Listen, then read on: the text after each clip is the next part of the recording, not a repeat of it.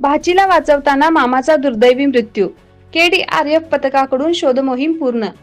करवीर तालुक्यातील वाकरे येथे भोगावती नदीत पोहण्यासाठी गेलेल्या भाचीला वाचवण्याचा प्रयत्न करताना मामाचा दुर्दैवी मृत्यू झाल्याची घटना घडली. रमेश मारुती बुरुड वय 42 असे मृत व्यक्तीचे नाव आहे. मिळालेल्या माहितीनुसार दिनांक 20 मे 2026 रोजी ही घटना घडली. भाचीला वाचवण्यासाठी नदीत उतरलेल्या रमेश बुरुड यांचा पाण्यात बुडून मृत्यू झाला. घटनेची माहिती मिळताच कोल्हापूर जिल्हा आपत्ती व्यवस्थापन विभाग यांच्या पथकाने तातडीने शोध मोहीम सुरू केली.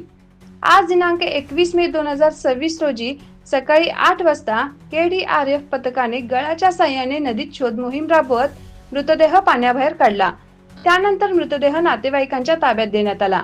या शोध मोहिमेमध्ये जवान रोहित जाधव, प्रथमेश येरुडकर, अमर पाटील, रोहन चौगले, सुदेश चव्हाण, अविराज बुलगुडे, साहिल कोळी आणि लखन पाटील यांनी मोलाची कामगिरी बजावली.